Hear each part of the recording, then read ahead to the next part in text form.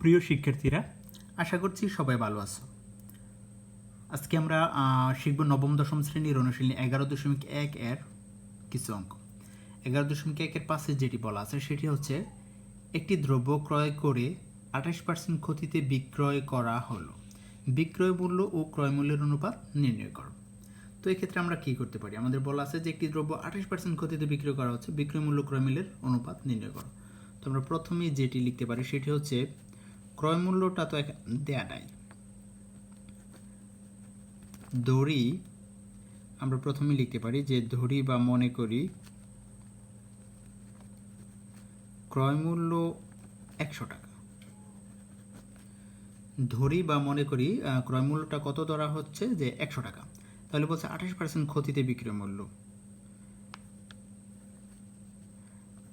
28% ক্ষতিতে বিক্রয় করা হলো বলছে।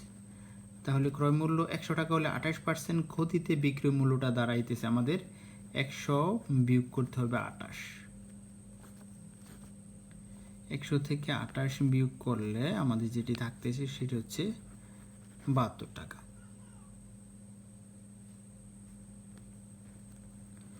অর্থাৎ তাহলে আমাদের ক্রয় মূল্যটা 100 টাকা ধরা হলে 28% ক্ষতিতে যে বিক্রয় মূল্য দাঁড়াইতেছে সেটি হচ্ছে 72 টাকা।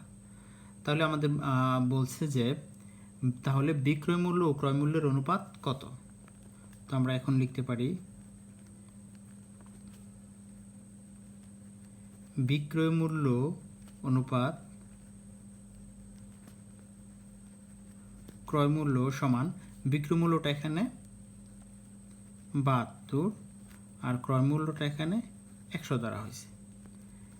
তো এরকম হইলে পরে 72 উপরে 100 নিচে, অর্থাৎ অনুপাতের প্রথম রাশিকে উপরে আর দ্বিতীয় রাশিকে নিচে এভাবে লিখতে পারি। তো এই ক্ষেত্রে আমরা যদি কাটাকাটি করি 4 দিয়া 100 25 আর 4 দিয়া 72 4 18 72, তাহলে আমাদের 18 অনুপাত 25 হচ্ছে। তার মানে আমাদের বলছে যে বিক্রয় মূল্য ও ক্রয় মূল্যের অনুপাত কত? তাহলে আমাদের বিক্রয় মূল্য ও ক্রয় মূল্যের অনুপাত দাঁড়াইতেছে,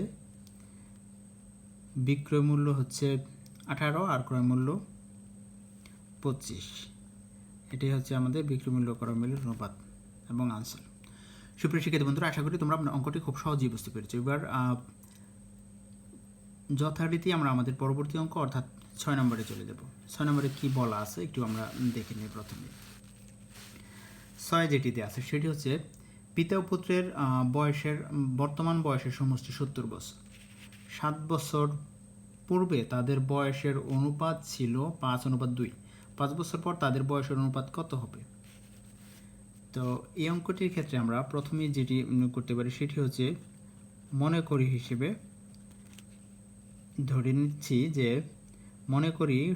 মনে করি বা ধরি আমাদের বলছে যে 7 বছর পূর্বে তাদের অনুপাত এত ছিল। তো এই ক্ষেত্রে আমরা কি করতে পারি? তো এই ক্ষেত্রে আমরা প্রথমেই লিখে নিতে পারি দেয়া আছে দিয়ে শুরু করতে পারি। দেয়া আছে 7 বছর পূর্বে পিতা ও পুত্রের বয়সের অনুপাত, 7 বছর পূর্বে পিতা ও পুত্রের বয়সের অনুপাত 5:2। 7 বছর পূর্বে দেয়া আছে 7 বছর পূর্বে পিতা ও পুত্রের বয়সের অনুপাত 5:2। এবার লিখব মনে করি, এবার এই অংশটা লিখব যে মনে করি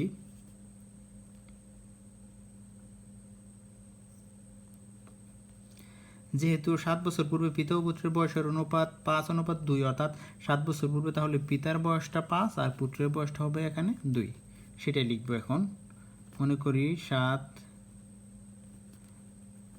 বছর পূর্বে পিতার বয়স ছিল যেহেতু 5 অনুপাত পিতারটা, সেজন্য লিখব 5x বছর। মনে করি 7 বছর পূর্বে পিতার বয়স ছিল 5x বছর, তাহলে বর্তমানে পিতার বয়স কত? 7 বছর পূর্বে যদি 5x বছর হয়, তাহলে লিখতে পারি বর্তমানে পিতার বয়স 5x প্লাস 7 এত বছর। আচ্ছা, এখানে কি মনে করা হয়েছে যে 7 বছর পূর্বে পিতার বয়স ছিল 5x বছর, তাহলে বর্তমানে পিতার বয়স অবশ্যই, যেহেতু 7 বছর পূর্বে 5x ছিল, তাহলে অবশ্যই এখানে 5x প্লাস 7 বর্তমানে। আবার 7 বছর পূর্বে পুত্রের বয়স ছিল কত মনে করতে পারি? যেহেতু এটার অনুপাতটা 2, সেহেতু সেটাকে মনে করতে পারি 2x বছর, অর্থাৎ 7 বছর পূর্বে পুত্রের বয়স 2x বছর। তাহলে বর্তমানে পুত্রের বয়স কত? 7 বছর পূর্বে যদি পুত্রের বয়স 2x বছর হয়, তাহলে বর্তমানে লিখব এখানে পুত্রের বয়স, বর্তমানে পুত্রের বয়স আগেই ছিল 2x, 7 বছর আগে, এখন যেহেতু 7 বছর পরে, তাহলে 2x প্লাস 7 এত বছর। এবার আমরা লিখব প্রশ্নমতে।